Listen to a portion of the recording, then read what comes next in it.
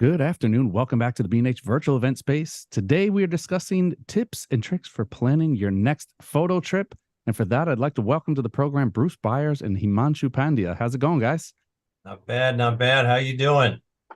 Doing just Hey, Fred, how are fine. you? Doing wonderful. Great to have you guys on.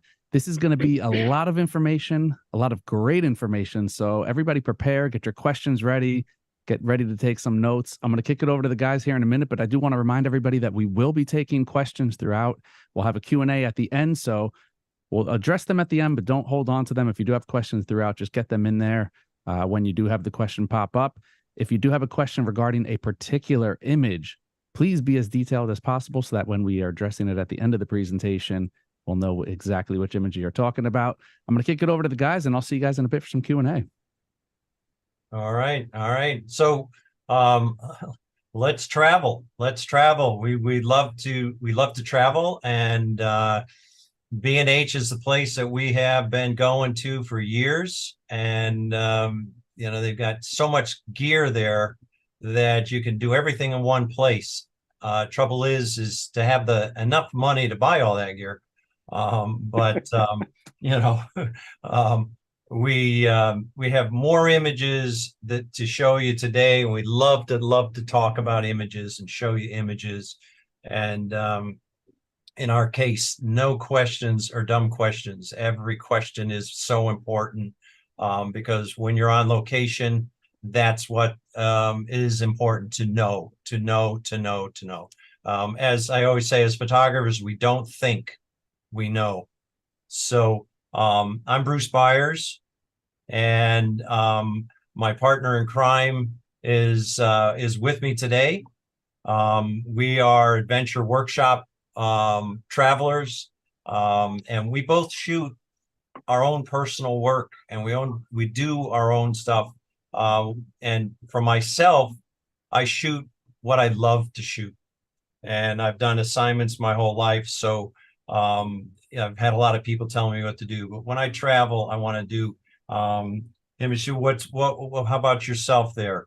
What is your what makes you love so much about this travel? I mean, travel photography has been the lifeblood for many, many years. Is that what you come off with, or how do you feel about that? Well, travel photography for me, growing up in India, and it's so much diversity in culture there, and living in different cities, states, villages. It always fueled me with exploring more diversity in culture. So traveling for me is kind of always a thing, and it turned me into a travel photographer. And I shoot for travel magazines like Lonely Planet magazine. I've been shooting for the last 10 years. I work for tourism boards, and I really enjoy shooting travel. Right. Well, I want to get into some of these types of images, and we really want to thank you for joining us. We're telling you tips and stories from our end of it, and everybody's got their stories, some good, some bad. As a photographer, I have been with the camera since I'm about 8 years old. So it's been my love of life, having dark rooms since I was 10. And one of the big things is turn around. I bet you the photo is right behind you. And this is a perfect example. I was watching the changing the guards, and there must have been 2,000 people around me. The castle, everything was right there. And I turned around, and the Trafalgar Square guard walks by with absolutely nobody there. So I didn't even know it was there until I turned around. So I think you need to share the screen, Bruce. Share the screen. Is it not sharing right? No. Oh, shoot. Give me one. How about, is that one sharing? Let me get back out of this. Hang on. Sorry, guys. Oh, darn.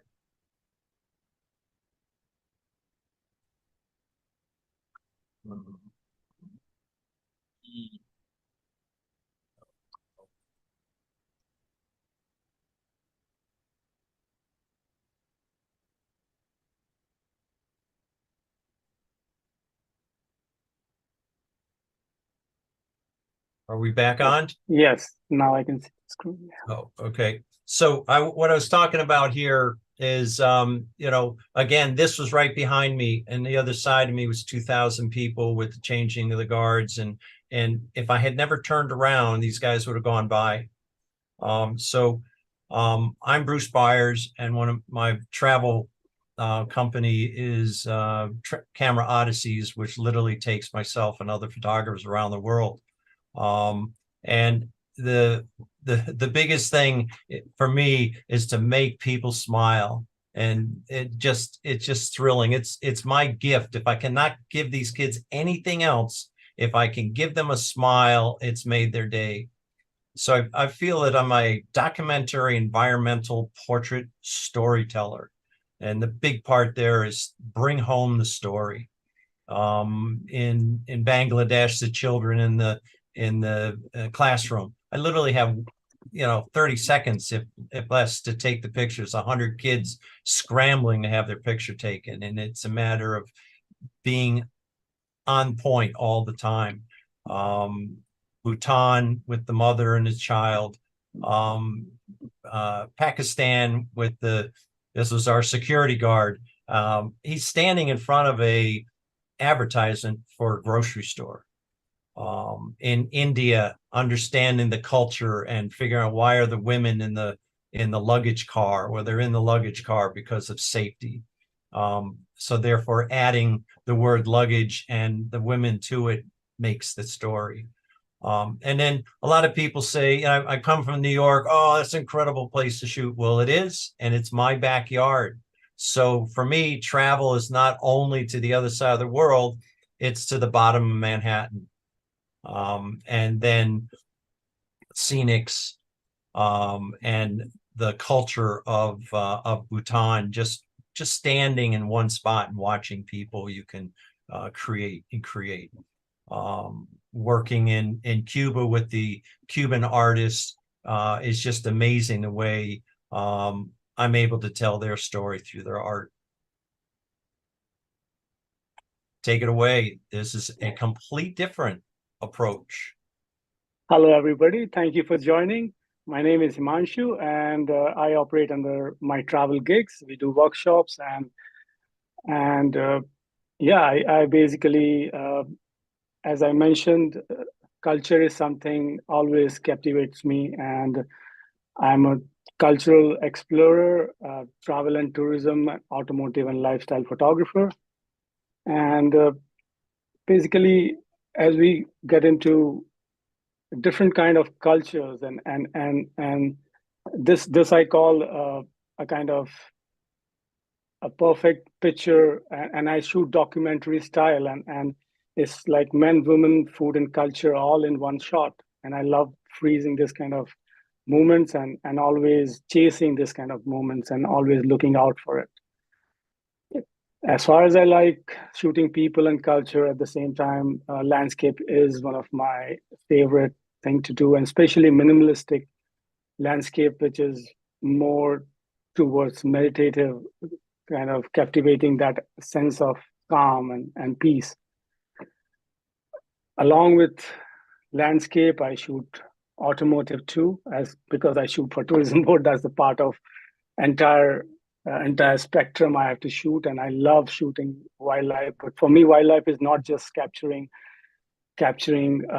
creatures just into the frame, and it's more like I demand a response. I demand connect, and that's what makes me looking for that connect, and that makes my photograph. What I mean is a wildlife photographer. And moving ahead again, this was in Dubai when this was kind of a mystic dance from Middle East, and I love freezing this kind of moment, and stealing that perfect moment, the essence of mysticity.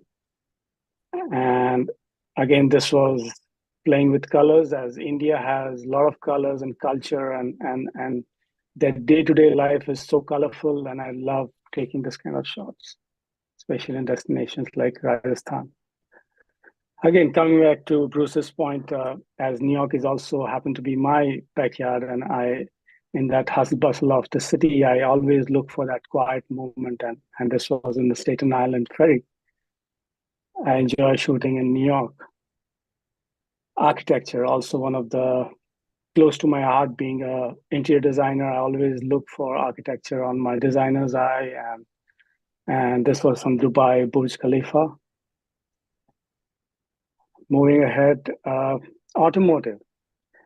So automotive for me again, it's of a different kind in the sense I always do outdoor automotives, and that again comes back to combining travel and automotive. And I always love shooting cars in outdoor settings, especially in the landscape like this. This for me is the more landscape and automotive together.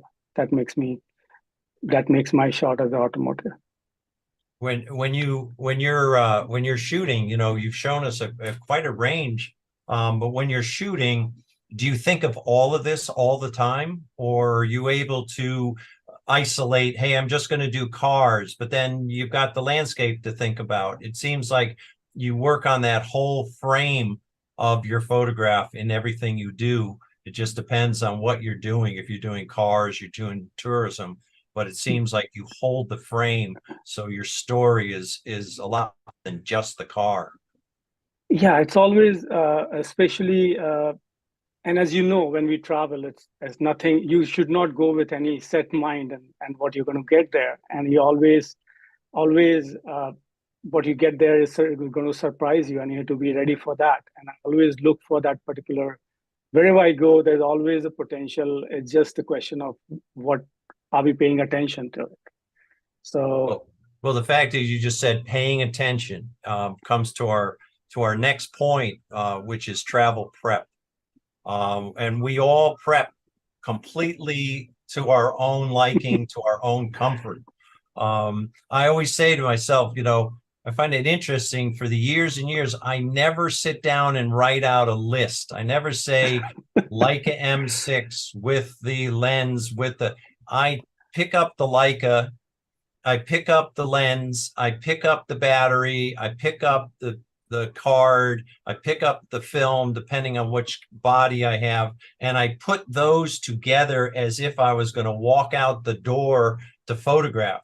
So they don't go into my camera bag until I've got all the pieces. And I found that making a list ends up forgetting something.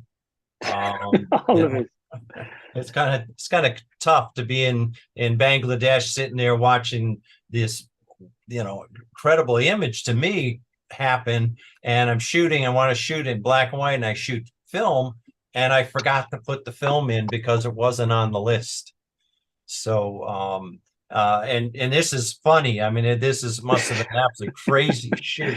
I happened to look into the itinerary and figured out that okay, we are going to cover a Thai New Year, and they celebrate with water, and I'm supposed to be there for half a day with my camera, where people are going to shoot me with the water cannon, and that's where I think places like B&H actually comes handy, and you can just go there and grab one of the cases. But this first shot, being a photographer, how much ever you are prepared, but the first instinct goes to take care of your camera.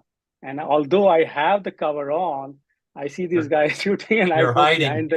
Yeah, I'm hiding. But then I realized, oh, wait a minute, I have the cover on, and that's where I started shooting the entire action all around. So it's very important that you understand where you're going, what you're going to do, what you're going to get into it, and are you prepared for it or not? Sometimes it's very important. Well, it comes down to, how do you decide where to go? How do you pay for it?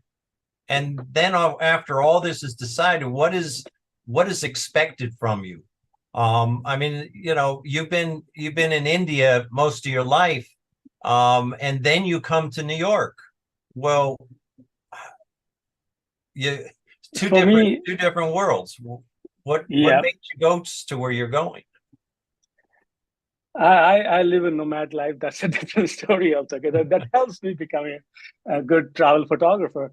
But most of my work is assignment based. My travel is more assignment based. So definitely whether magazines or tourism board wants me to shoot. That's mostly decides where I'm going. At the same time, I do extend my trips if deadlines allow me to submit, because I do go back and work on my images and submit the print ready images. So otherwise, it's mostly it's the assignment which decides where I'm going, and that takes care of Takes it how to pay the for it. payment, pay for Yeah. it, and there's but at the same time, sometimes I love to extend, and then always your airline miles comes in use, or your savings maybe comes in use, and you should always have that saving and and plan for it if you're traveling and if you want to travel. Right. How about you? Well, a lot of the times, my photographs are on my own. Like I'll do a medical mission for 8 days, and I'll do all the required images and all, but then I will go outside of the hospital and I'll walk the streets and I'll be able to do my own work. A lot of the times it relates back to the mission or back to the assignment. But it's called keeping your eyes open. You know, it's not just looking at the child in the OR. Where did that child come from? Where's his culture? What's his lifestyle like? So that draws me out outside of the assignment. This in particular, just standing there, and I realized these donkeys were going to come back and forth, and just being there and just being part of it allowed me. So the location drew me there, and then the experience of waiting for it to happen created this image. You know, a lot of the times my gut instinct, you know, I've got postcards there. What are you talking about postcards? Well, when I get off an airplane, there's usually a whole bunch of postcards in the airport or in the shops around. Those postcards are showing all the quote tourist places, all the kind of places that you should go as a tourist. Well, I go to those places and then step outside of it, and usually I find the people living the real life around supporting those tourist spots. The internet, which, you know, you can find just about anything else. Listening to podcasts and talks like we're doing right now with B&H is fantastic. You can learn a lot from other travelers. Funding my trips has been assignments. Fundraising, literally sending out pictures to people and say, hey, I'm going to go do this in Bangladesh to help some children. Will you help me get there? And a lot of people that I've known have supported me, and it's fantastic. I've done a number of books, so the drive to do a book has funded it. Now, we will get into books and shows and stuff in later talks, but it's you can make money off of books. Not always, but there is ways. Kickstarter. Again, your traveler friends, and also take a workshop. You want a workshop. You know, you learn a lot from the workshop. You know, even though say, oh, I know everything. Well, go on a workshop sometime to a place that you really want to go to that you don't know anything, and then go revisit that place, and it's just amazing. And then, of course, you got to agree, our passion to travel. I mean, if nothing else gets us on the road, I don't know what. So tell me some of the, you know, you kind of go down the list here. These are kind of things that I'm thinking, it's kind of in the back of my mind all the time, but you know, run down the list here as to important. Yeah, so I think if we have to list it down, it's like, let's start with insurance and insurance. Do you need insurance on your gear? Maybe you need insurance for your travel, your health. That's something you should look into, and where you're going, depending on how much risk involved in it, you can take a call on that. Visa is something which is But Definitely. before you go on insurance, make sure that you read the fine print, because it's always not the right way. You know, Always. they love to say no later. Yeah, So I remember the incident in I was skydiving in New Zealand, and we have a rule that we have to have a travel insurance, and the magazine takes care of it. And so I had a bad landing, and I broke my tailbone, and we went to the doctor and blah blah blah. But when he came back and I submitted the thing, and I realized that the processing fee for that transaction is more than what I'm claiming for. right. So it's not worth it most of the time. But yeah. Yeah. Yeah. It's more catastrophic insurance than anything else. You know, you got an EBE backed out or that type of thing. Yeah. So Well, visa is something which definitely every country has a different processing, because it takes, every country has different processing time, delay, whether you need visa, you don't need visa, what kind of visa you need, or some places you need permits. So definitely that needs top the list into wherever you're going in the preparation part of it. I think you have any bad experience with visa? not really. Well, going to Pakistan, I thought I'd just get an airplane ticket. I go to the Pakistani embassy and get my visa, and they tell me it takes 6 months. Well, I lost my airplane ticket. I had to get some writing from somebody and back and forth. It took me 6 months to get the visa, and I had to go out to Queens to hook up with this person, with that. It was crazy. Pakistan was fantastic, but now I know exactly how to get my visa, which I should have prepped before. I should have prepared for it before. It was not. That's number one thing I should say in the list. Other thing is preparing and understanding the culture where you're going. So basically, a lot of places you're not allowed to shoot certain things. They have cultural sensitivity. You should understand the kind of clothing you wear. Some places they allow, they do not allow. So that also is very important as a part of a good traveler, and it pays off being a good traveler, because so many places you get access, so many places people do help you if you are a good traveler and obeying basically you're following the rules, Right. and that Well, helps a lot. I think that goes off of your equipment also. I mean, the Vatican, you must have shorts on. Your equipment must have batteries. They must be good. They must work. All those buttons on the back of your camera, they must work. You must know how to work them. Well, take some photo walks in your own neighborhood, play with your cameras, work with them, take 500 pictures if you have to on 27 different settings to make sure that when you get off the airplane in this fantastic place you're going to, your equipment works. Yeah, and you may not find the service center out there. You may find right. it in New York. So yeah, there's no B&H in Bangladesh. I wish there yeah. was, but there isn't. I wish it was in Mumbai. I always used to have an app when I was in Mumbai, and I used to order it, and there's always somebody who's coming from US. So I used to always get stuff from B&H before even being here and coming to B&H. And I remember my first day in New York, and I spent the entire day in the store, just like a candy store to me. It was. So what about your backup? You know, people always worrying about their equipment. Backup, worrying about their files. I always say 3 times, backup, backup, backup. That's what I do. I always, so my workflow is, and definitely everybody has their own workflow, as we both have different workflows. What I do is, for me, the cards are formatted every day at the night after downloading, but those images are downloaded and then backed up and then backed up. So I have 3 hard drives, which takes the backup every night. And I format my card, and then again it starts new, fresh on the next day. So everybody has. Well, yeah.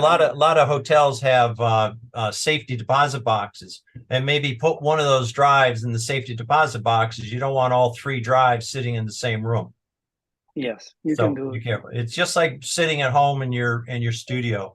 And again, is it sounds really, really crazy, but make sure your lenses are clean. Make sure your sensors are clean, because digital hates dust.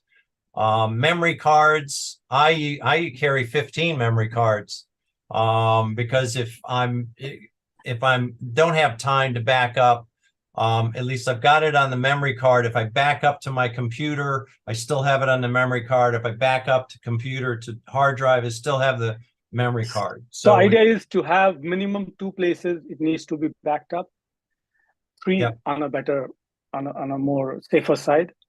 right. Yeah, I mean, and you need to cleaning. That reminds me. For me, cleaning is every night when I come back. Every night when I come back to a hotel, I before I sleep, I need to download and do the cleaning, because the whole day you're going to be running around and dust is collected, and next day you want your camera gears to be again fresh and clean. So Right. it's a good idea And to clean it every night. and technology, T-Mobile is a European company, so T-Mobile is great for your phone. In Cuba, where I go a lot, I have 3 Cuba phones. So the moment I get off the airplane, the cards get switched, and my regular phone doesn't, because the cost is ridiculous. I have an app. Yeah, Good.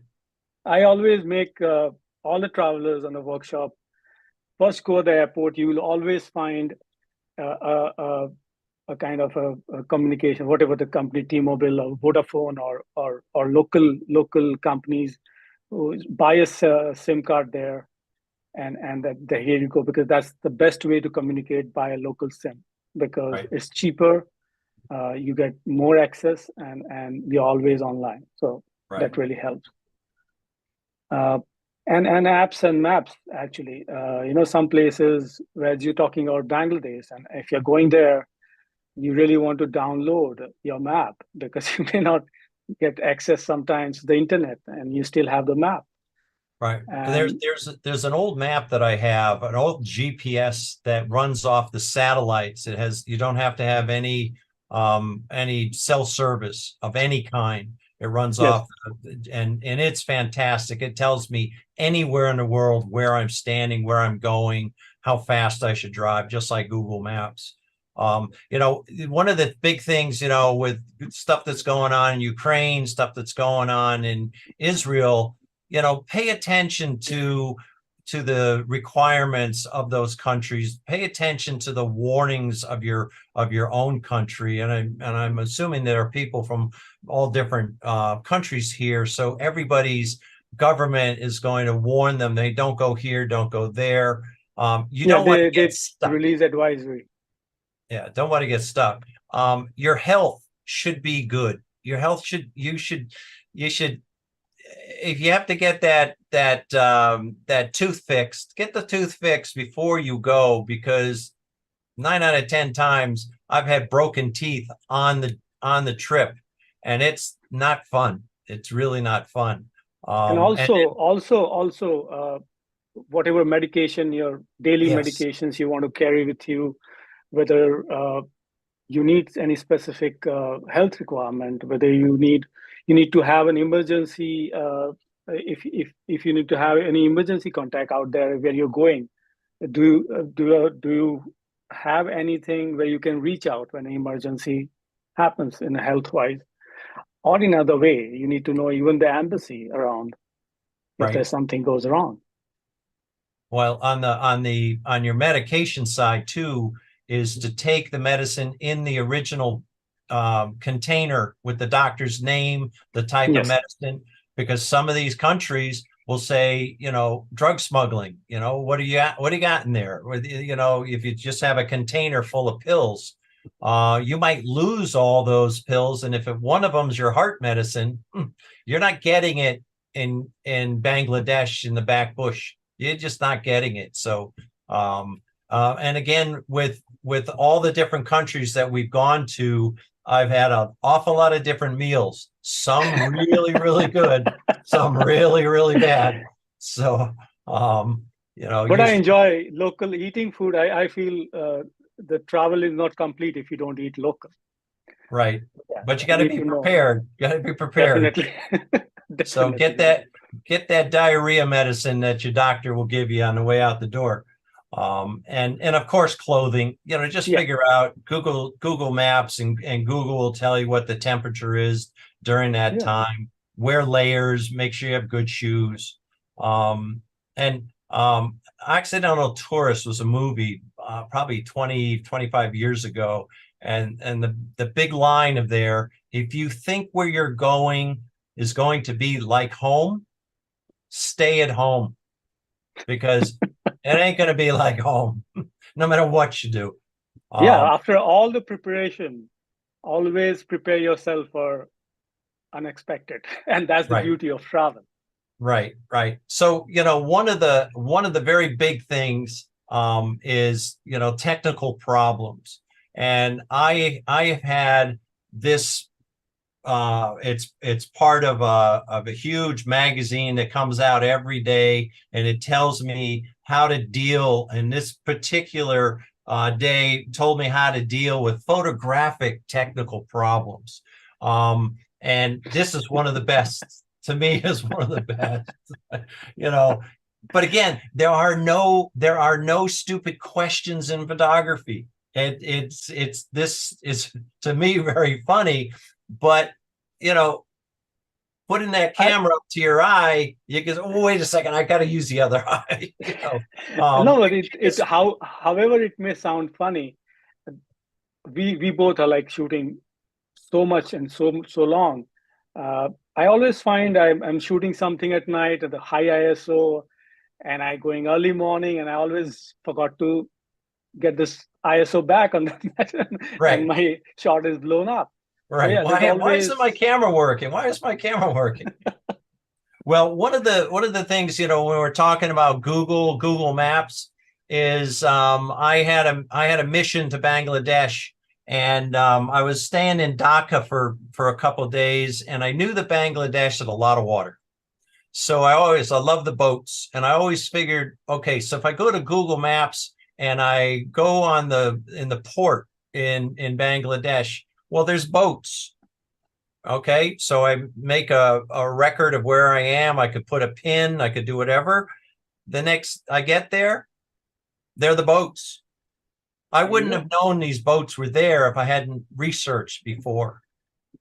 And a lot of stuff, working on different things. Somebody, a good friend of mine, was doing the Sea Cloud, and he couldn't make the job, so he gave me the job. And I took the job. It worked the boats. I'm a sailor from very young. It was great. It prepared me to fly through the Panama Canal with freighters coming through and following a ship from Cunard. So a lot of preparation preps you for stuff that you don't know you're going to get involved in. So it's amazing. One thing also, I think you're asked an awful lot, because we ask each other, we ask a lot of people that go on trips with me, ask, what is in your bag, and how do you decide what gear to take? Yes, that's a huge question. Okay, so the way I decide what gear to take is how much I can carry, because nobody touches my camera bag. Nobody carries my camera bag. I carry it. So if it's too heavy, I'm going to leave it in the hotel. Well, I'm not going to have the camera I want. So I make sure that what I have in my bag is what I need, and that I can carry it. So I shoot, I've got two different bags. One bag is for my Leicas, so I can put two Leicas, two lenses, some film, batteries, my toy camera. I've got to have a toy camera, into a small bag that sits on my hip. I can hide it behind my back. If I want to do other things with longer lenses and my larger digital, I do with the Canon and the telephoto and my Profoto flash, and that goes in a Domke bag. I happen to love Domke bags. The bag that I have for my Leica is probably a 45-year-old bag that, those things that when you throw them away, you need it. Well, I never threw that bag away. It fits my two Leicas absolutely perfect. So it's wonderful. You're standing in front of this beautiful color and shapes and everything else, and you left your bag at home because it was too heavy, or you left it in the hotel because it's too heavy. You missed the shot. So it's like I said, it's just a small range of equipment, and it's equipment that I know I'm going to use. I've been shooting for enough times and enough locations that I just know that I don't need a 600 millimeter lens. I'm not a bird photographer, so I really don't need that. If I wanted to extend my 70 millimeter or my 70 to 200, I just get an adapter, and it's about, about that long, and that fits right in my bag. So what's going on with your bag? Yeah, it looks fat. It looks quite fat. Yeah, I do carry two bags. The other bag is in my checking bag, but definitely, as my spectrum it covers from automotive from wildlife to everything. So I need to carry long lenses. So I carry two bodies, 24-70, 7200 all the time, and I basically don't carry what you see everything on that particular day. What requirement is, I look into the itinerary, I see what I need today, and depending on I have other bags which I carry. But it's important that you spend a little more money and stay in a good hotel, so you can actually leave your cameras, the gears back down there. Yeah, that you're not going to use. Yeah, it's a great idea. Yeah. So yeah, I have Nikon D850, D810, 24-70, 7200. Macro I carry, and 200, 500. What I love, DJI Osmo Pocket, which it's a small, fits into your pocket, and it takes video. Now new one is 1 inches sensor. The speed light SB 900 is good. Batteries, chargers, power bank, etc. But I don't have one body which I just ordered yesterday from B&H. I ordered Z8, and it's a good deal going on this week. That is not there. Right. I still have to get it next week. So yeah, so you're standing in front of this woman, and you've got your long lens, and you left the other one back at the hotel room. You kind of get annoyed, huh? Fortunately, this was on my way, and especially when you stop for a break or something, I always carry one camera 24-70 and just walk around in the break. And we were in the middle of some villages outskirts, and I happened to walk around and I found something. But yeah, it's very important that you know what you're getting into, and you have that. The best camera is something, and lens what you have. So yeah. This was like, this looks. Well, try climbing 160 feet in the air. The ship's going 6.5 knots. It's swinging around. And if I hadn't figured out what I'm going to take up there, first of all, I would have missed the shot. Second of all, I wouldn't have been able to carry it. So this took a lot of thought before I climbed up the rigging. But the funny thing is, most of the time with the lens you're not carrying, you'll start seeing those shots. Right. Right. later. You get it later.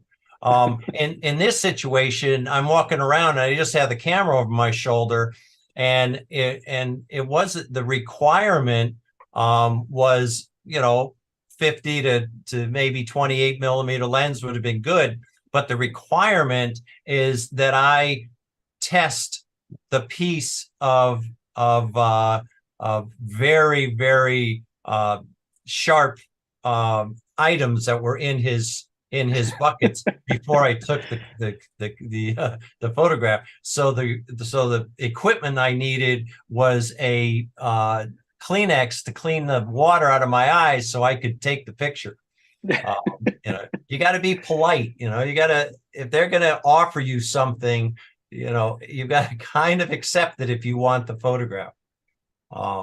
So the other thing is, everybody says, "Oh, what do you shoot? What do you shoot?" Well, what kind of media do you shoot? What kind of do you shoot? Color, film, digital, pinhole, large format? Do you shoot RAW? Do you shoot JPEG? Yeah. Oh, I only shoot with my iPhone. I love iPhone too. I shoot my iPhone too.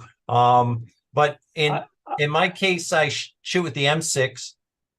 That old school M6 that if you have $9,000, you could go get the new M6 that Leica just put out that everybody calls old school. But I love the Tri-X film, and it's 36 frames. I love old cameras. This is a 40-year-old quad camera. It shoots 4 frames per negative, and it's just an old plastic camera. And then I make sure that I have my high-res 40 megapixel color cameras with me. So that's my media. How about yourself? I have a rule, and I always tell people to never fall in love with media because that's just here to serve you. And for me, I don't have a romantic story about Leica. I've just used, I started shooting with transparencies, but that FM10 maybe that's the most unromantic camera you can think of, with 35-70 lens. Not here, not there. But yeah, so what I do is I shoot raw, and that's what serves me, whether later I can take a call on whether I want to convert into black and white, to keep it color, and now I digitally shoot raw. That's what my medium is right now. Okay, so then besides what do you shoot? Do so many people ask me, because I shoot people. One of my main things is shooting people, and I shoot people on the streets. I shoot people in buildings all over the place. But how do you deal with people asking for money for each photograph? It's like, I always say to people, if you start paying for every single photograph, every single place that you go, you're going to have to start pulling out an awful lot of money, and the photographs are therefore not going to be as culturally I don't want to say culturally correct, but they're not going to be the real culture of that place. Something which is not real, I feel. Something which is manipulated. It feels like that. So I'm also against doing that, but sometimes I get into it and I say, okay, go for it. And sometimes I use my telephoto lens and make do with it. When I went into Morocco, I carried a lot of pens, because when the British were in there, people didn't have anything to write with, and so when I would go in there, the kids would come up to me, and yes, they were asking for money, but they were asking for money because their parents had made them go out and do it. But then I give them a pen, and they loved it because then they could go draw, they could write, they could do their schoolwork. So, you got to be careful and understand. That's quite thoughtful, yeah. So, the other thing that will be $5. Well, if you've ever been to Times Square, that's everybody usually are. They want $5, and if they don't get it, they chase you. These guys I don't pay. I'm sorry, but I don't pay these guys. To me, the camera does the asking. And if it's no, I nod, I smile, and I walk on. And I'm sure you've got plenty of stories on that, but one of my best ones was I was in the West Bank doing a mission. I came out of the hospital and walking around the neighborhood, and it looked like 3 BC. This guy is with a real long stick. He's making bread in this oven. I mean, it was magnificent photograph. And I raised the camera to acknowledge, and he said no. And I said, okay. And I went to walk away, and he called me back, and he gave me this loaf of flattened bread to take with me. It was absolutely magnificent. It was actually not as good as the photograph, but the whole relationship was very good. I probably could have come back later that day, and he probably would have let me take the picture because I respected him. Yeah, that really helps. And once they see you around, and if you have enough time. Right. I usually, the way I used to travel earlier was I never used to even carry camera. First you go around, just look around. And even if you carry a camera, don't shoot them. Just shoot things around them, which is not going to bother them. And once they see you for a while and they get used to it, then they are okay with it. Most of the time they are okay with it. So this is my page of all the no thanks, big blank page. Yeah. So some of the images, when I was 14, my mother lent me her Rolleiflex, fantastic camera, and I would just go out and take pictures and everything.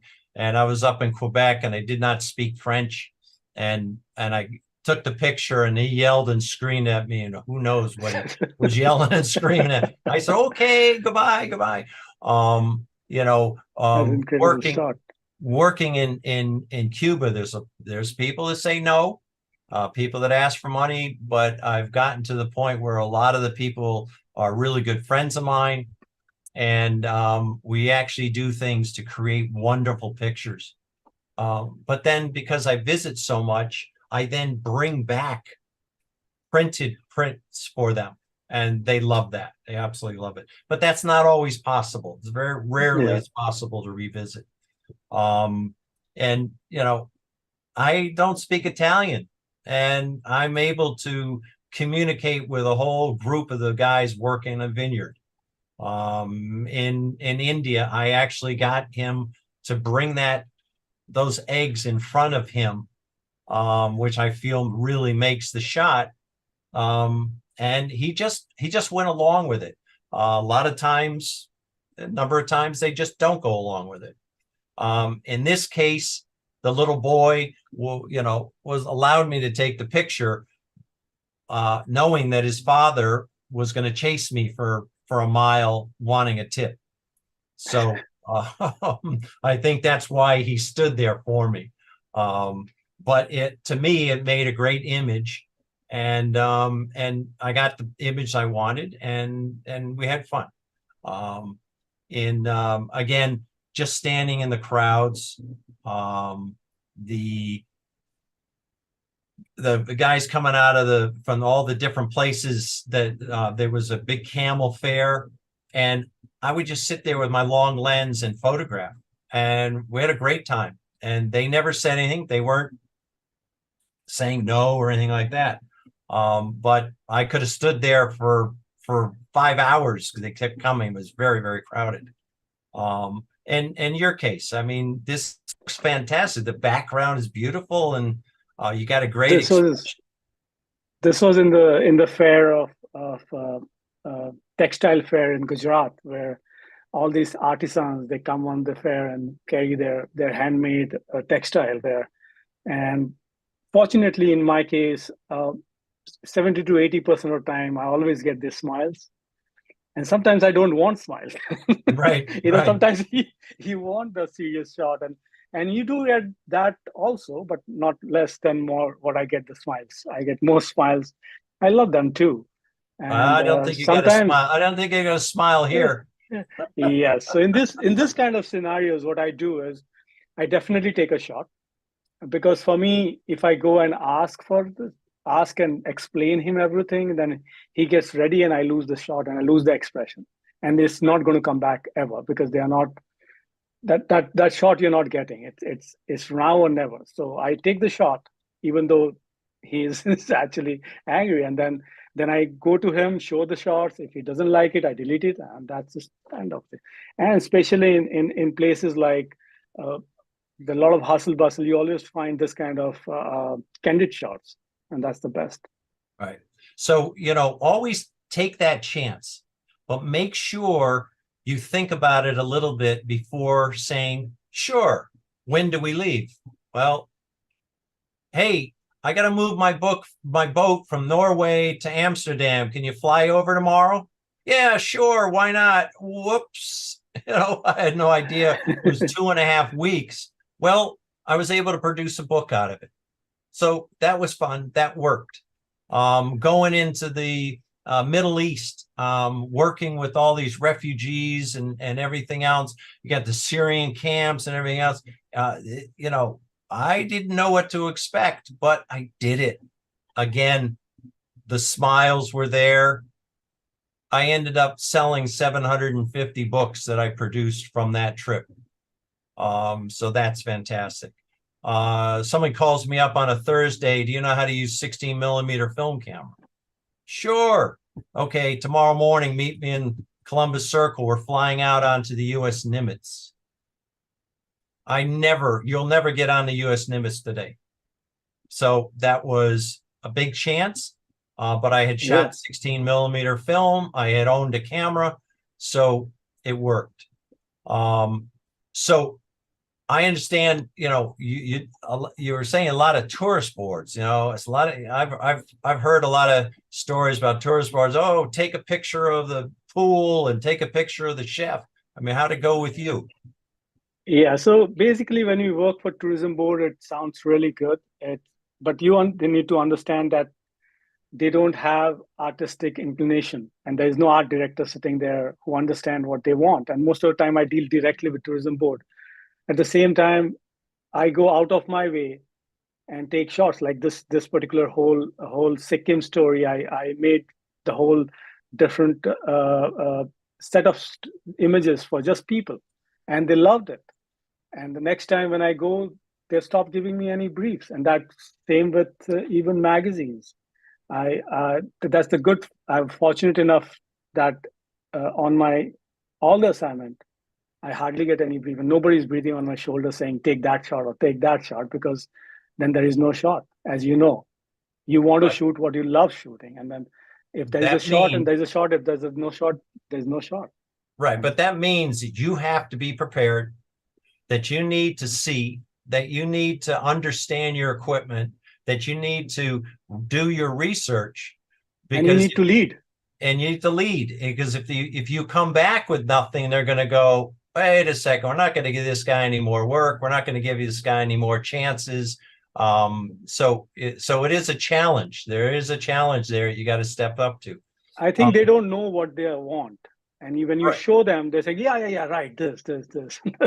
Right. So you have to lead and but you got to come back with something that they like. Yes, so, yeah, definitely. Yeah. So a lot of images, I don't label images. I just chase them, and I been chasing them for my whole life. And one of the things is I see with my eyes and I capture with my camera. And I feel that I carry the most expensive Xerox machine because it's usually the best. I hate to say it, but the M6 is a fantastic film camera. I love the Canon because of my use of Canon for so long. I mean, there are other magnificent cameras out there. The camera has got to fit your hand, has got to fit your light, your photography style. And I've come to that point. So it has become that really good Xerox machine that I'm the one who points right, left, up, down. Whatever suits your style and whatever suits your things, because nowadays you cannot go wrong with any camera as far as technology is concerned. It's just the personal preference where whatever you like. Right. So, the images are, street moments, decisive moments, moments in time, capture the moment. Again, don't label them, just see them. See them and be prepared to capture. One of my favorite things to do, even if I'm taking pictures of just buildings, I've got to walk from one building to the next. So why not take pictures of the people? The wonderful, wonderful night, that mist, that dusk, the movement of the horses and everything else. Vienna is a wonderful place, and just to stand on the street corner and let things happen. I love these in Venice. I love the puppet, and the figurines and the windows and everything else. So I would literally just stand on that corner, and sure enough, the two people walk up and they just stand in front of me, and they made the shot. To me, they made the shot. I mean, I have people say, "Did you set this up?" And I look at it and go, "How in the heck could you ever set that up?" I always get that question. Yeah, if this guy knew can you stand there like that and have your wife look no, get out of here? They'd walk away. And if you go to a baseball game and they're giving out umbrellas, make sure you take one, especially if it's umbrella night, because it's usually gonna rain, but it creates wonderful photographs in the rain. And again, this is home. This is home. Yeah. And again, this I is think home this too. is home too.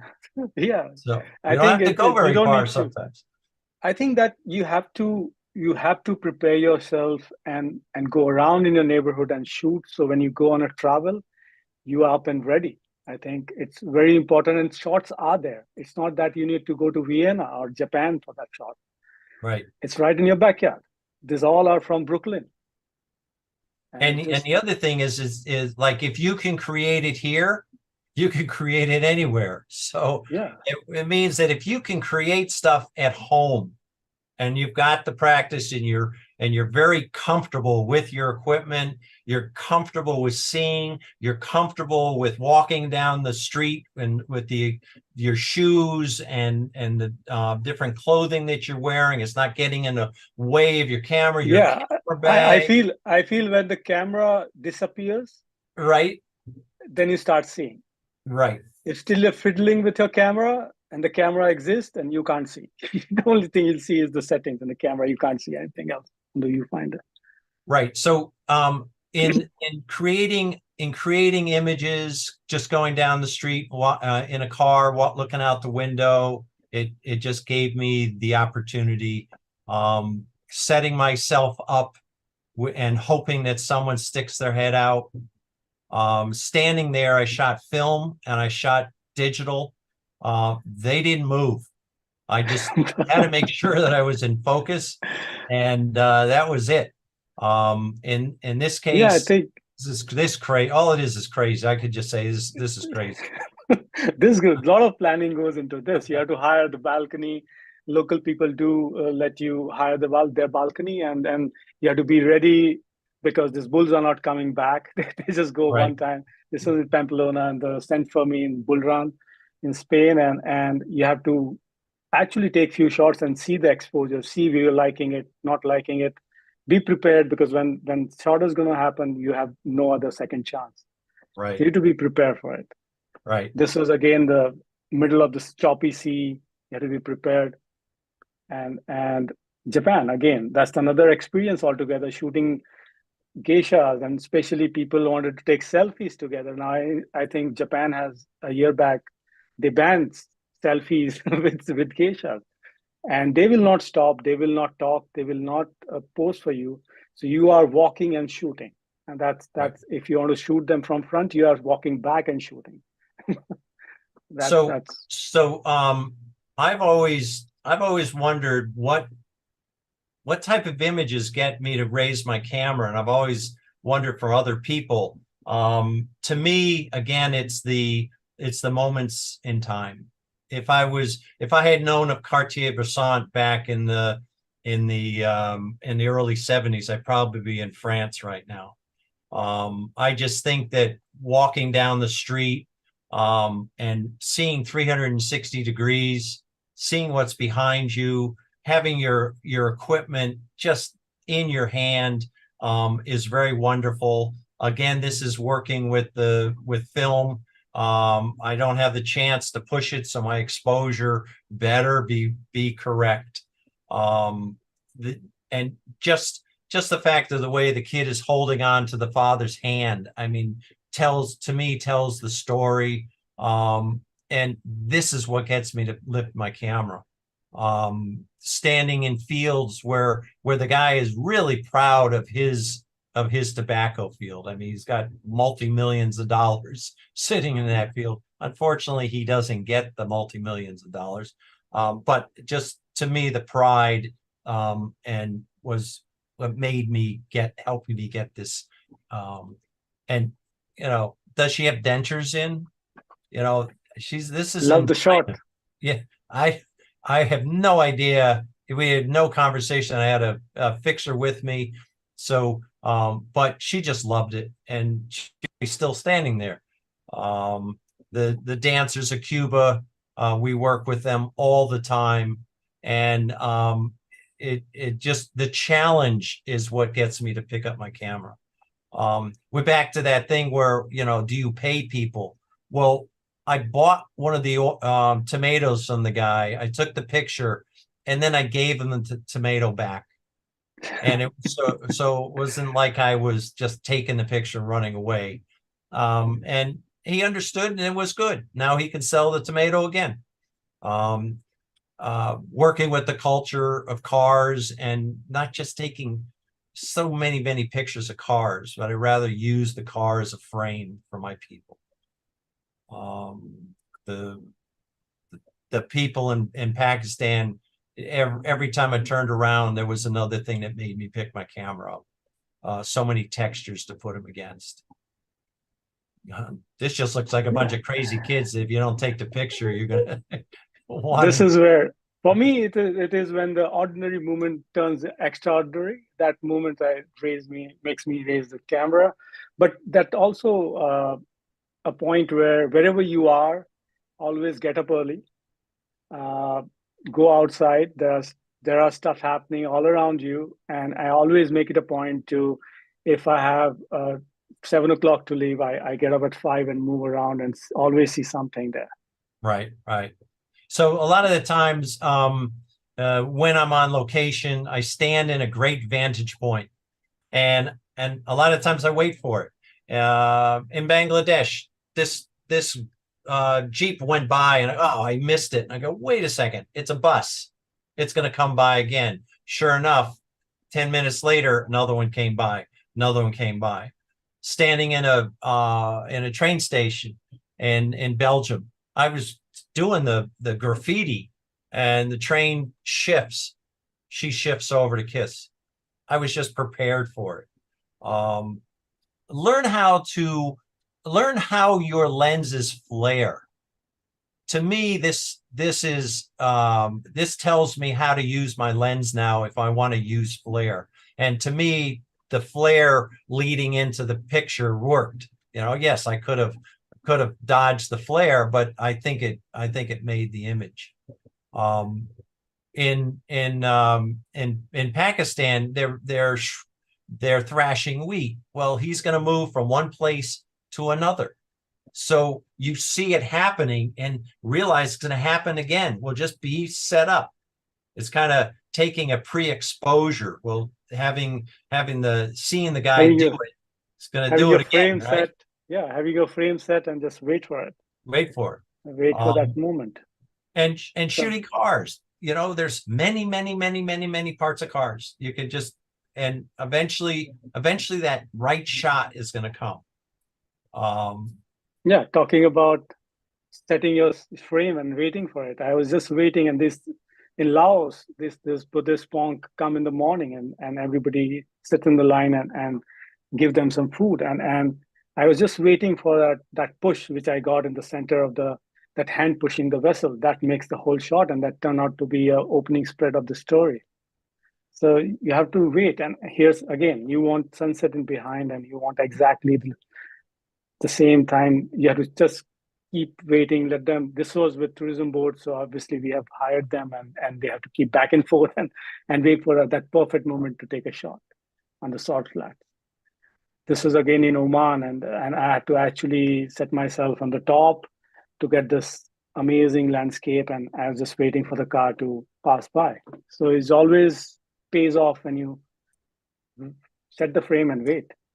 So the other thing is personal projects, and one of the big things that we're trying to get to here is that going somewhere to create a volume of pictures that you could use in a book, you could use in a show, but you got to think about it. During COVID, I worked with the nurses and photographed for 14 weeks of the nurses. I mean, unfortunately, it was, as we all know, it's just horrific time, especially in New York. Well, it turned into a book, and I ended up selling 1,500 copies of that book. But I had to do a tremendous amount of images, a tremendous amount of work to get there. This is a project you're working on, isn't it? Yeah, this is the project. So basically, this is in Gujarat, and this is the first city in India to become a World Heritage City. It's a 600-year-old city where they have houses in a maze, and there are a lot of different reasons why it is made in a way they are made, because of the heat, because of the security, and it's amazing the life out there. It's a very narrow, houses share the wall, and it has a distinct kind of character and life going around there. So I always was working with tourism board, figured out that this I loved, and I made it a personal project. I'm still working on it. So this is what, and a personal project. It's literally a funeral at a Bengali funeral, which was supposed to be a celebration. And this will develop into something else. But this is during your personal projects, images like this are very possible. So I do a lot of series. Again, I pick things to do when I go away. Even if I'm having to shoot buildings, I'll pick something else, kind of a personal part of it. Flatiron Building, this was over a 2-year period. So the images, they kept replacing this image every month, and I would go back every month and do another image. It was kind of my way home. In Bangladesh, just watching things. That situation looks interesting. What's going on there? I mean, right behind him, literally a foot behind him is 30 feet of water. So luckily he had a couple buddies that would help him out. Otherwise, that thing's very heavy too that he's got on his head. In Bhutan, just literally standing somewhere, letting the shadow be your composition.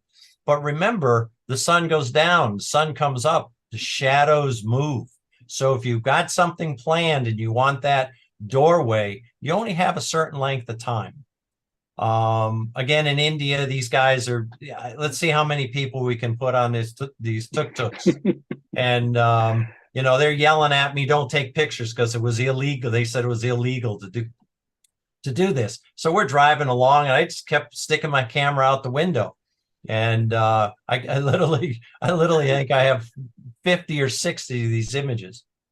And the other thing is, when it comes to my moments, I always consider the moments continue. So I'm photographing this mime, and she didn't even know I was there, and she didn't even know he was there either. And I'm sitting there photographing, and everything's going good, and the guy keeps coming along, and I keep shooting, and I keep shooting. He keeps doing it over and over again. I had to literally tip him, leave the situation to get out of the photograph. An hour later, I came back, and he was still doing it. I stepped back into the photograph. So, it's just wonderful things that you can do if you plan, if you think, and also, yes, there's a lot of stuff to visit and to go into museums and stuff like that. But if you're there to photograph, dedicate your time, your good light to the photograph. And when the light's not good, then go into the museums and come back out and photograph. Just watching people. I watch people all the time because they surprise the heck out of everybody. This is a photograph. It's literally 3 blocks from my house, and I walked by this going to my studio for 10 years, and I did this, and I never saw another photograph in this window until I was inside the restaurant talking to somebody about this photograph, that I never see another photograph. I walk outside of the photograph, out of the coffee shop, and here's the reverse, 2 women sitting in the exact same place.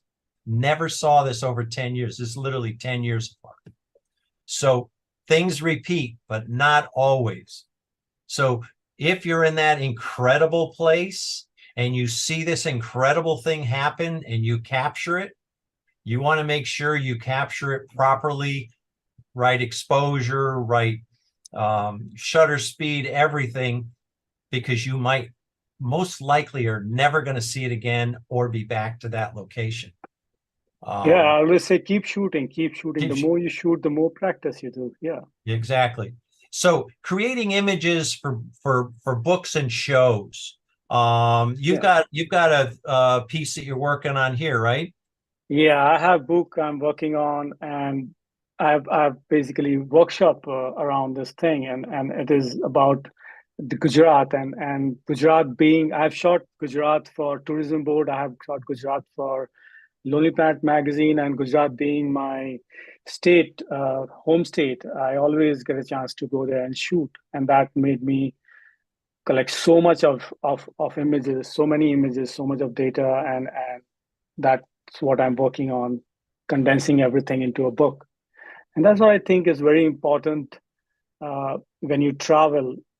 It really helps you to come up with shows or books.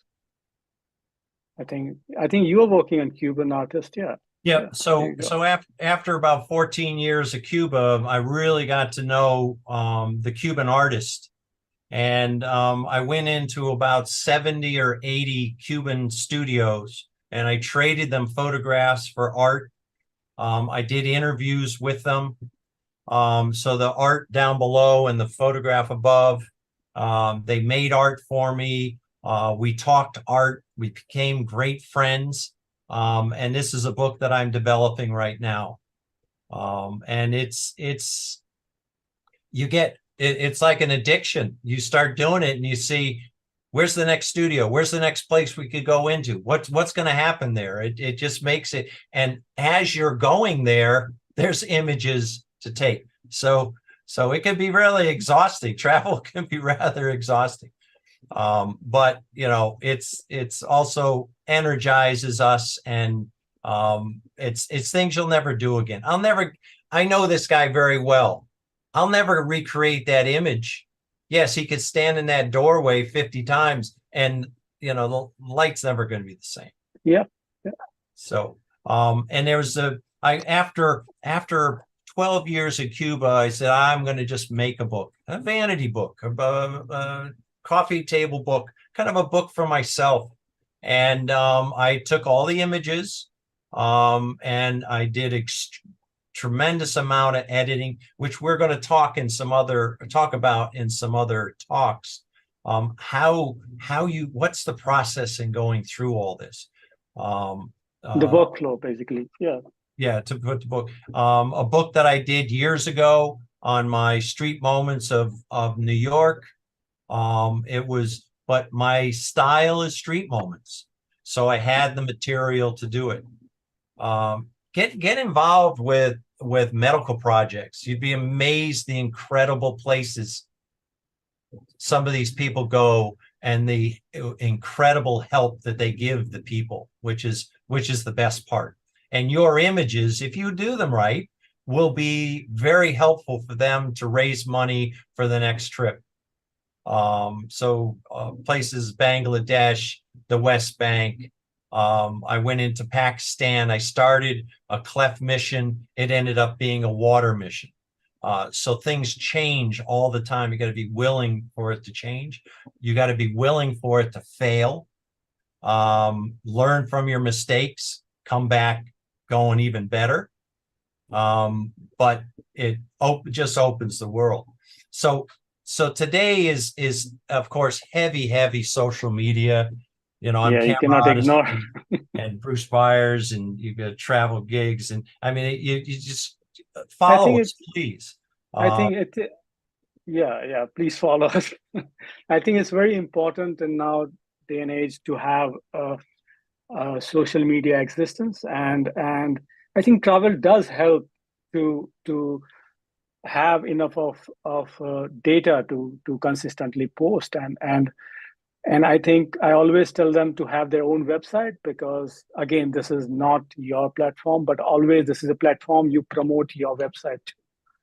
So I think social media is very important nowadays. And even though you are still photographer, I mean, as algorithm is going towards reels nowadays, you can make reel out of images. I think we have one here, Bruce. Yeah, we have one right. This one here will show you. This is the way we advertised for an up-and-coming trip. Yeah, see, I've used all the images, and you can. There are a lot of softwares there you can use, uh, work around and create amazing, stunning reels, and you have more reach due to reels. And nowadays, that also is very important to look into. So other thing that we're really big on, and people have learned a tremendous amount on, are workshops. I've been to Cuba 3 times this year. We're working on getting into India. That's coming on 13th Jan.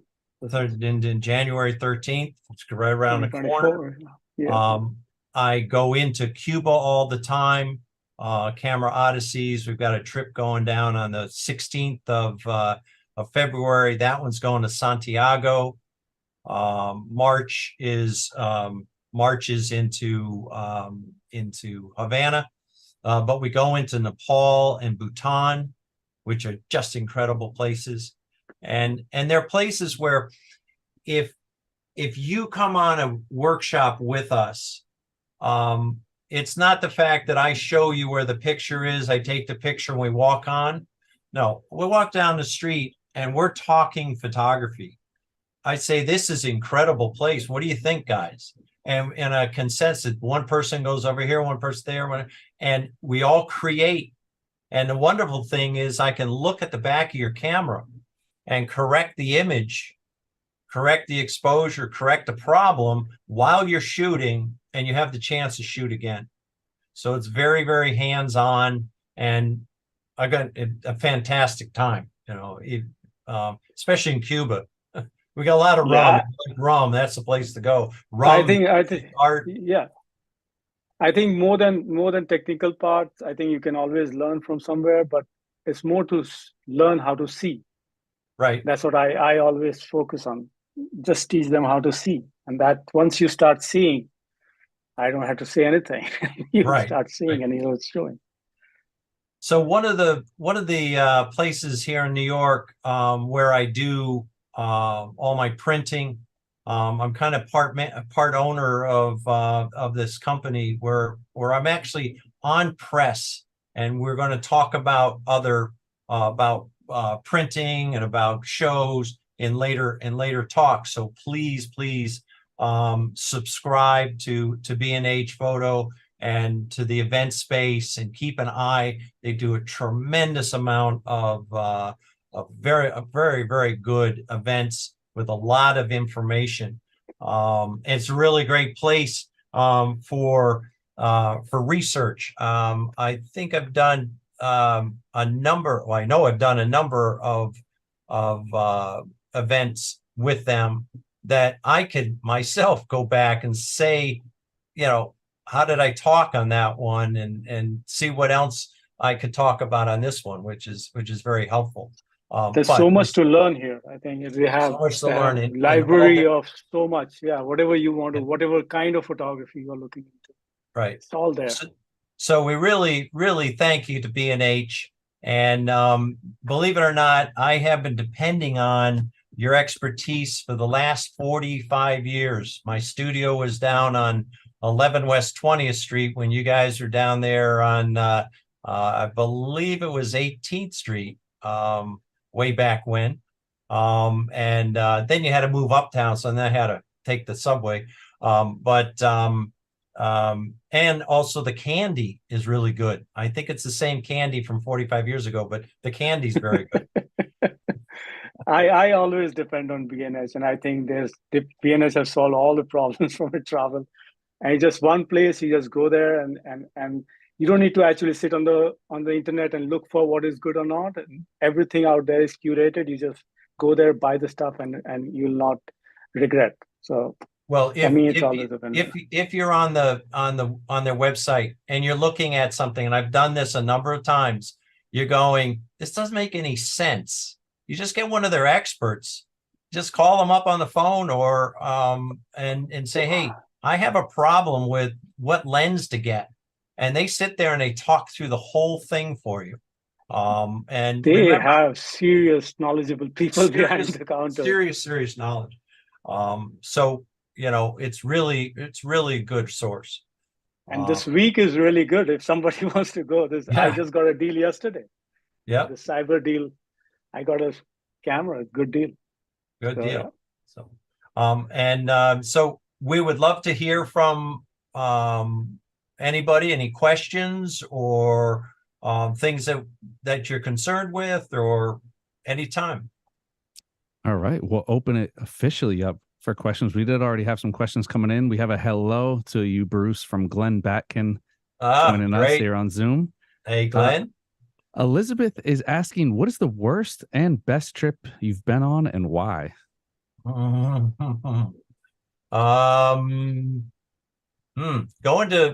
to Cambodia on a medical mission with a suitcase with no wheels and cotton clothes.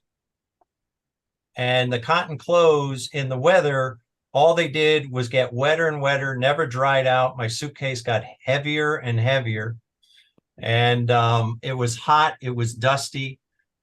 But believe it or not, I did come home with a lot of good images. But boy, did I learn a lot. Best,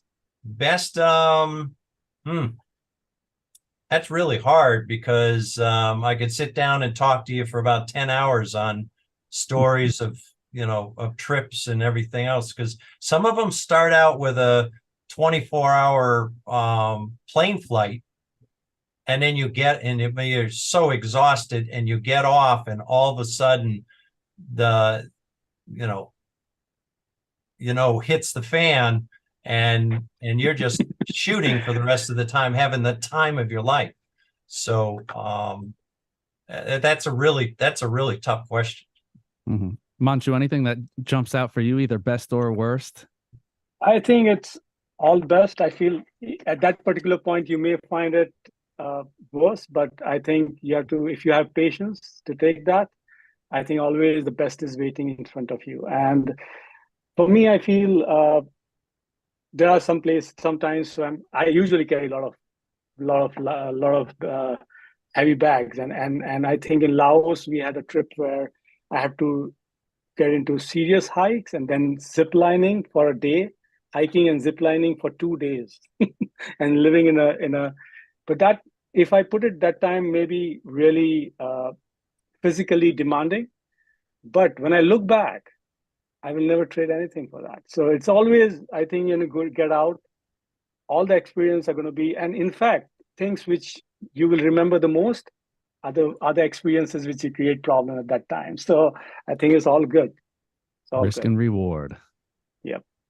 Now, Glenn's asking, how many people is the norm for any trip? And I'm going to kind of add on to that. What is the optimal number of people to travel with? When I go to Cuba, we max it out at 12. And I've gone to Cuba a number of times and to other places with 4. And the first time I went with 4, all of a sudden we're finished and I move on to the other, and you move faster because you only have 4 people. Whereas if you have 12 people, you're moving a whole set of 12. So the trips are tailored to that. You know, Yeah, I because think lower the number is better. lower the That number is better. we can pay better attention, and that becomes more personalized. So I think you're right. 12 is something we are looking at the higher side. Right. Anything Yeah, that's between 6 to 12 is ideal, I think. okay. And Paul joining us on Vimeo says, good list of items for trip planning. Can you elaborate on what you mean equipment you're allowed to bring? Is this different from simply packing as little as possible, which we all try to do?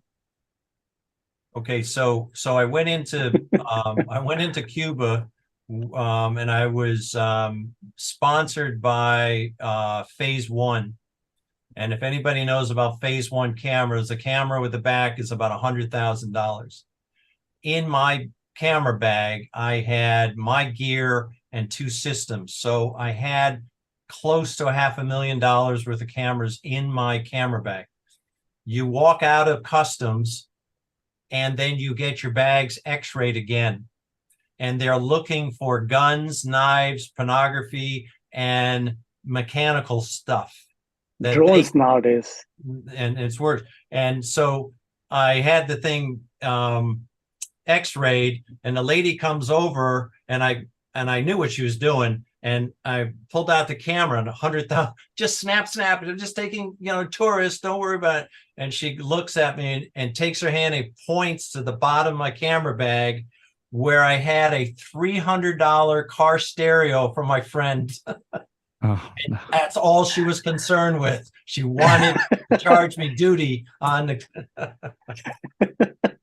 So, but in places like Cuba, no satellite phones, no GPS, no drones. They will drones. take I think most of you. the places. Yeah, they will take it away from you, and sometimes bringing a drone. Yeah, drones not allowed most of the time. Most of in the places. Cuba, Oh, wow. forget it. Don't even Some think places they'll take it. You'll never see it again. Some places they will let you keep it with them safely. They'll charge for that, and on your way back, they will give you back. And the other thing is I got a red hair family, and so I always bring really good suntan lotion almost anywhere I go. And I'm going into China, and I'm going through the TSA, and I had a 3-ounce container of really good suntan lotion, and she takes it out and goes, 1.5. I go, what do you mean 1.5?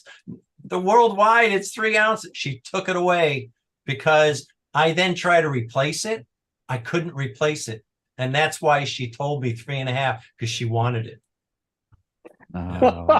Do you guys find that that's common? I mean, we always hear stories of you go places around the world and you run into the renegade police and the people who are not operating by the rules that we all know. How common is it really? I don't think it's as common as people think. I think that sometimes I think the stories come from people really trying to get away with things. I came out of Cuba once, and we had our razors. There's 4 blades. There's no place to cut anybody with it, and the black market was doing good on those razors, so they confiscated them. Mm. And well, that's $25 worth of razors to us. That's $100 to them. So there were art coming out of Cuba. Last time I came out of Cuba with 80 pieces of art, I had 80 pieces of paper listing every one. I get to the airport and say, here's my paperwork. No, we want to see because they wanted to get more. And all this time you're walking in there with that Phase One and they have no idea. They Yeah, could have had paid. It could have been 2 years worth of. I mean, if I carry an M10R with the lens that's $11,000. It's sitting over my shoulder. They could carry, Do you, with the Leica, do you cover up the red dot? Because I feel like now the red dot's a little more recognizable. People know it. Do you cover anything up at all? I have I bought my M6, I believe it at B&H in 1991.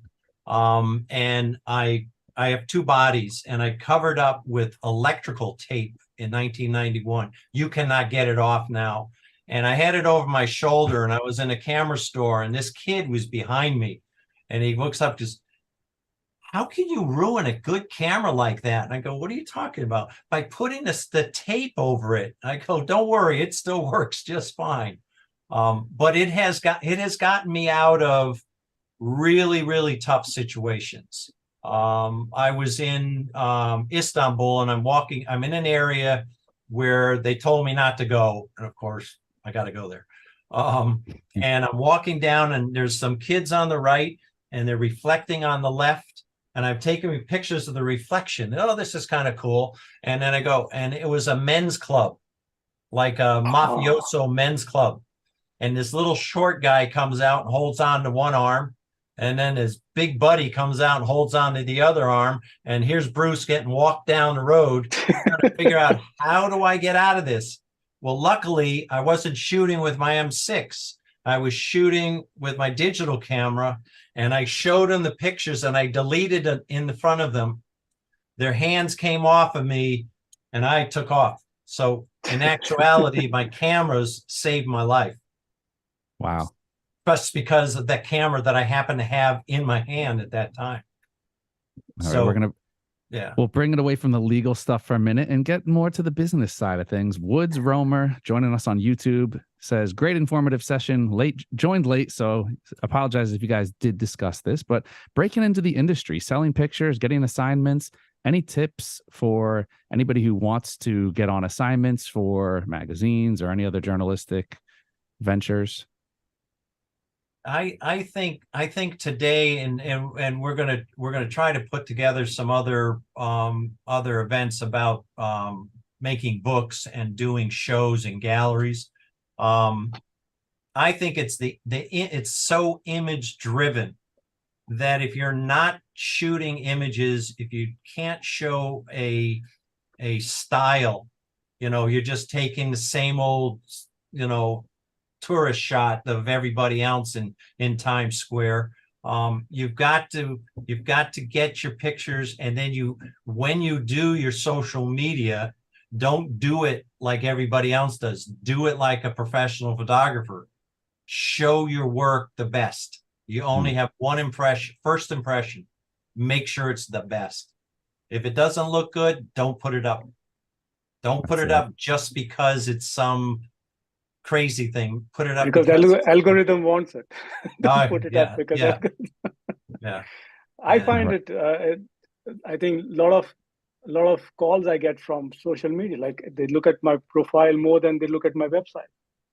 So Instagram has become very important, and I think if you are looking into working for magazines and all, you should follow all the photo editors of the magazines, and sometimes they kind of, to answer your question, and first to create a profile nicely, and then get in touch with them and just interact with them, and then slowly you get familiar with, they see your work, and then it's very important to shoot first, then they see your work, and then you get jobs.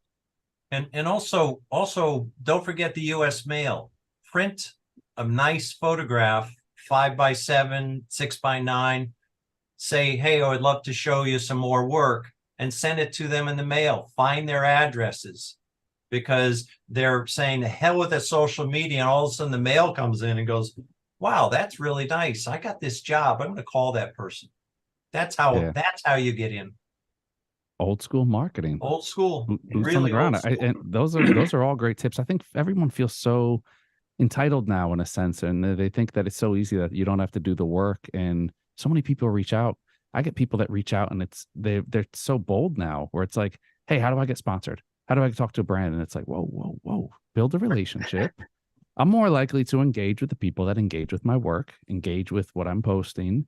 You build a relationship, and from there, Himanshu, you had a great piece of advice there with the photo editors. Photo editors are so attainable now to talk to, whereas you used to, Bruce, how many times have you sent out a portfolio in your career, and it's like you go and you drop something off, and it's like you don't hear, it's basically gone into the abyss. how many And- portfolios were sitting there when I dropped mine off. Yeah, exactly. and now it's like you go in and it's like, well, you have a photo editor and they have an Instagram page, and you go in and it's easy where you can, okay, I see their work. Their work gives you kind of a little bit of an insight into what their style is or what they're looking for. You see the other people that they're giving work to because they're being tagged in work. So it's pretty easy now if you do the work. I think people just don't want to do the work anymore. They think social media takes care of everything. But at the same time, I think advise that try not to get into the DMs first. Just see their work, comment there, just warm up the relationship, and then don't directly attack the DMs, because that also is kind of a problem, because people directly, they think, okay, let's get into DMs before even. So it's very important to warm up to things. If you like their work, what they like in them, and you comment and they will reply you, and then slowly they'll see you are seeing their work, and they see your work, and then that's how slowly it builds itself. Yeah. It's a a digital little version of what delicate Bruce- line. It's a digital version of what Bruce just said. There's how many other people are in their DMs asking the same thing you are. Yep. Everybody wants a piece of the pie. Yep. And it's the old sales routine. My brother always tells me, he's always in sales. He says it takes about 9 hits to get somebody interested. So just because you send it out one time, I ain't gonna do it. You got to keep at it, and you got to give the person's got an incredible responsibility on their side to do a good job. They're not going to pick the first picture that came across the board. You could have made it, and with AI coming in, boy, I don't know how they're going to figure that out. Who can do what. So I know it's gonna get a little hairy, but it'll be interesting to see where everything comes along. It's come a long way, and I think it's more opportunity along with more congestion, I guess you could say, in the market. Always. But, it's healthy. Just think about when the from film to digital came in, and then they were opposing that this is not photography. And it's always, when things change, there's always opposition, but eventually things always for good. I think AI also will settle down a little. Right now it's a wild west, but everything always works itself out. I think we hit we're prone to hitting the panic button a little too quickly, and especially as it concerns AI, people are so quick to jump down the throat of AI, and there's a lot of good that AI does, and there's a lot of AI that's been out for decades now, and that people have been using, and it makes things only better. So Bruce, Himanshu, I want to thank you guys. I know there might be some questions floating out there that we didn't get to, but follow these guys on social media. We did so much talking about social media there. Reach out. Yes. And don't slide up in the DMs and just asking them, hey, can I get we just gave you a free tip right there. So no, reach out. We always love to support the arts and support our speakers. So definitely do the same, and build relationships. That's how we get things done, is we build relationships, and you support, and support it should be reciprocal. So, Bruce, Himanshu, I want to thank you guys again. I'm sure we will see you back on the platform. We sure hope to see you back on the platform in the near future, and we'll take care of that. So I'm going to send it off. Huge thank you to the guys here, and to all of our viewers out here. Of course, you guys are always welcomed on the platform, and to all of our viewers out there, thank you for tuning in. Thank you for your questions. And as always, thank you for your support. That's it. Another rendition of the B&H Virtual Event Space in the books. Catch y'all next time. Thank you.